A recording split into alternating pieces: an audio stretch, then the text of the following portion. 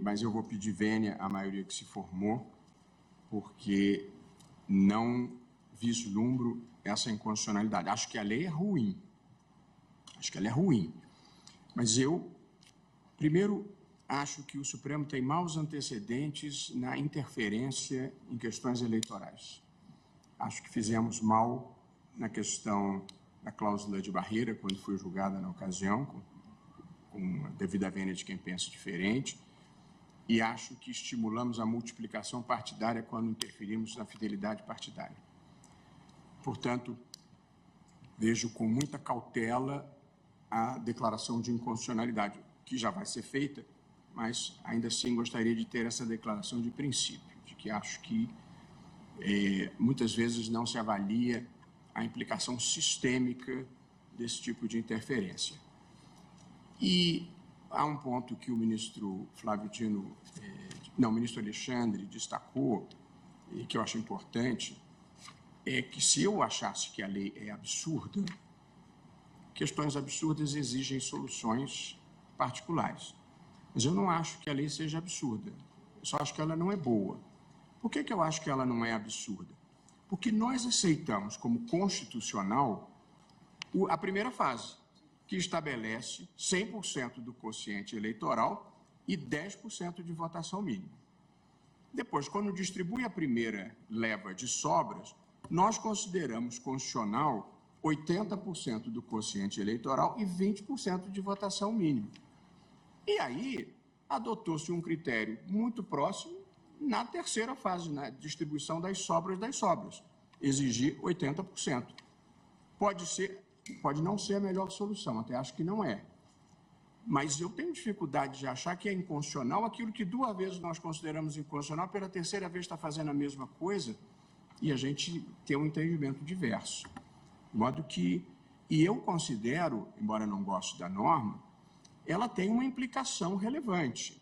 Ela prejudica os pequenos partidos, tal como a proibição de coligação partidária em eleição proporcional, tal como a cláusula de barreira.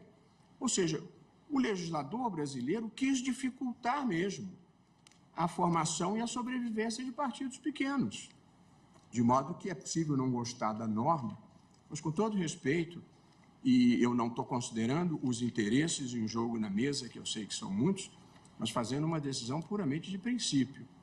E como uma decisão de princípio, eu não vislumbro a inconstitucionalidade.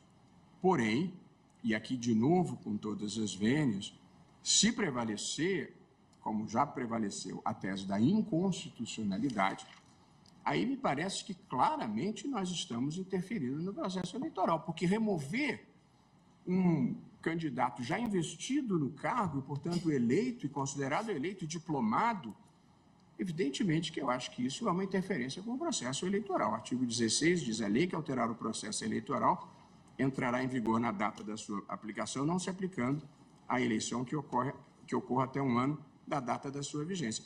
E nós já temos repetidamente, em muitos outros casos, onde a Constituição fala lei, vale para a emenda constitucional e vale num mundo em que a jurisprudência passou a ser fonte normativa do direito, uma mudança de jurisprudência é a criação de uma lei nova. Assim me parece. De modo que, prevalecendo, como evidentemente vai prevalecer a posição da maioria pela inconstitucionalidade, eu acho que nós estamos mudando a regra do jogo quando já se sabe quem vai ser beneficiado, que eu também considero problemático, porque quando se discute uma questão em abstrato, antes do processo eleitoral, você ainda pode dizer que não sabe se está beneficiando A ou B.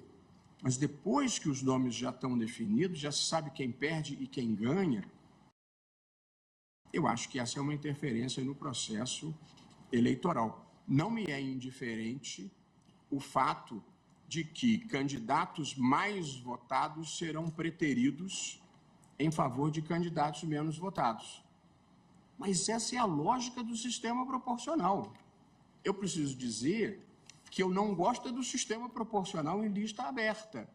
Eu acho que ele é péssimo para a vida brasileira. Quem acompanha a minha posição, sabe que eu defendo, e boa parte dos ministros aqui, de longa data, o voto distrital misto, que, inclusive, na gestão da ministra Rosa Weber, querida ministra Rosa Weber, e sempre presente em espírito aqui carinhosamente entre nós, a posição oficial do TSE era em favor da implantação do voto distrital misto, que já tinha sido aprovado no Senado e que ia ser discutido na Câmara. Por que o voto proporcional, como regra geral, em lista aberta é ruim? Primeiro, porque ele é muito caro. Num estado como São Paulo, você tem que fazer campanha para 35 milhões de eleitores.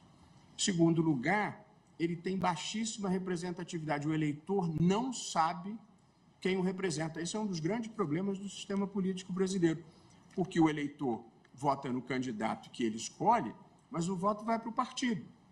E depois entram os mais votados do partido. E na última eleição, só 5% dos deputados federais se elegeram com votação própria. De modo que 95% se elegeram por votação alheia. Então, no final do dia, o eleitor não tem de quem cobrar e o eleito não tem a quem prestar contas, porque um não sabe quem é o outro.